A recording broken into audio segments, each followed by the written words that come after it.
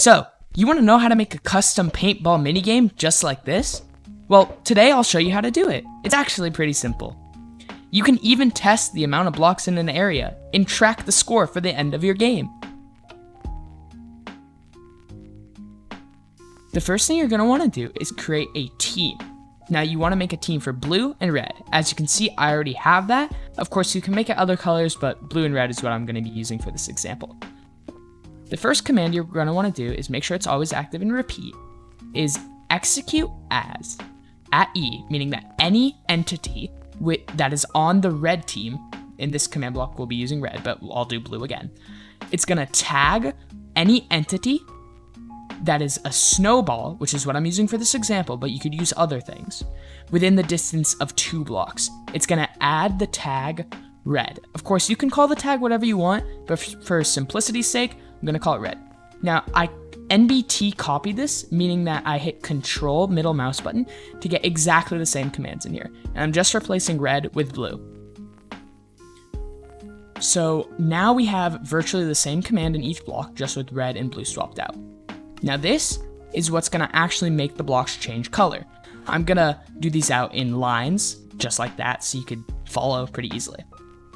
So this is saying it's going to execute at any entity with the tag of blue. So in that case, it's our snowball.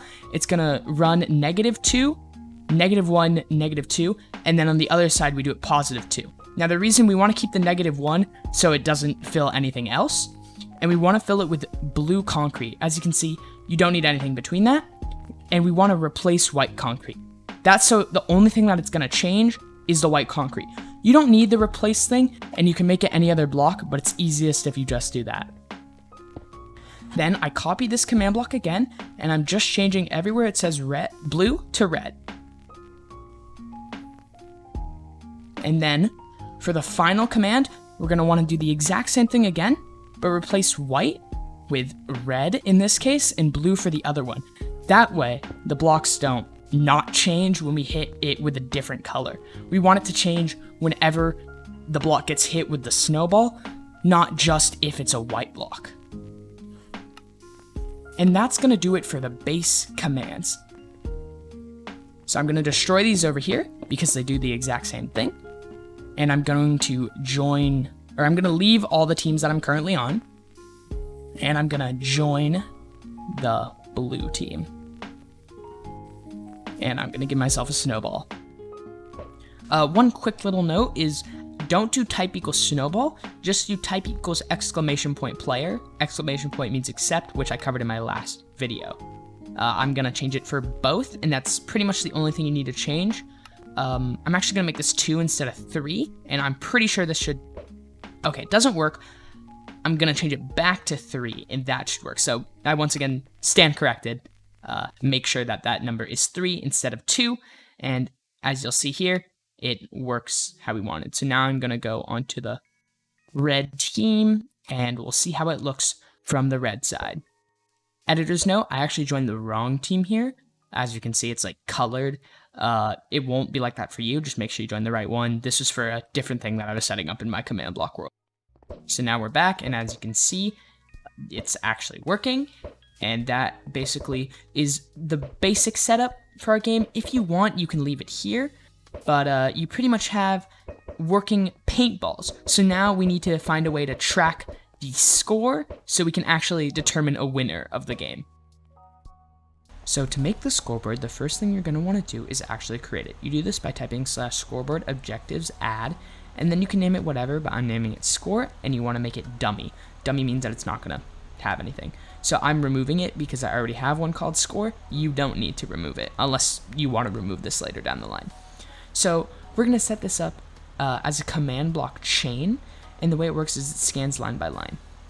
So we're saying execute as at E with the name ColorTester, because that's my name of the armor stand. You could just make it an armor stand or any other name, and it's going to teleport it -1 blocks, and that's because my armor stand is actually facing this way, but if your armor stand's facing another way, then you would just make it +1 or in a different direction.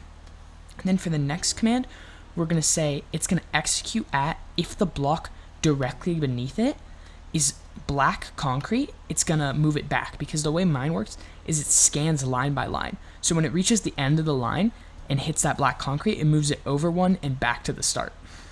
This one, I guess I just didn't put anything in for some reason. That's weird. This next one basically does the same thing where it like sets the score to 0. That's just like a mediator. The way this one works is it executes when the block below it is red concrete. It'll add a score of 1, meaning that when it says there's a red block, it does +1 to the score. Now, for me, this is red blocks, but for you, it would just be red, because that's the scoreboard we already set up earlier.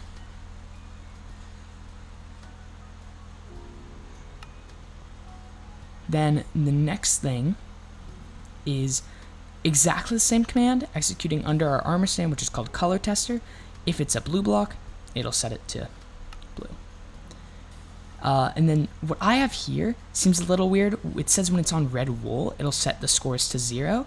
Now the reason for this is because I'm using red wool as a reset block, and I'll show you why in a second.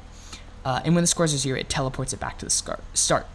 So you'll see right here when I put red wool in, I'm gonna set all the blocks to red so you can see in live time how the scores work. I'm gonna put a red block here, and the way you make the sidebar show is you do objective, set display, sidebar, and the name.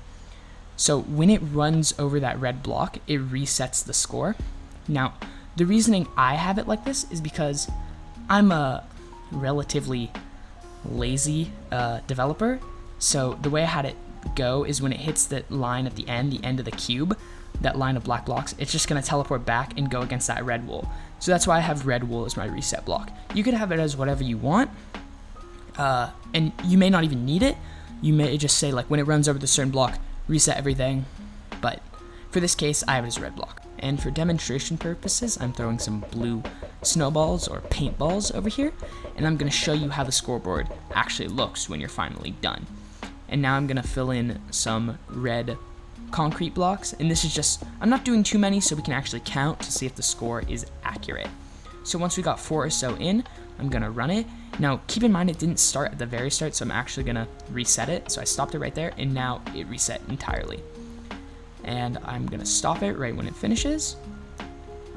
And although I'm not going to count how many blue blocks there are, you can see that the red blocks are actually accurate. And that is how you make a working scoreboard. Now you can set it up where a clock does this at the end of your game, or you just hit a button and all the command blocks activate. Just as long as the first repeating command block is going, your score will update. And that is how you make a paintball game in Minecraft. As always, thank you for watching. If it's your birthday, happy birthday, and I'll see you all again sometime.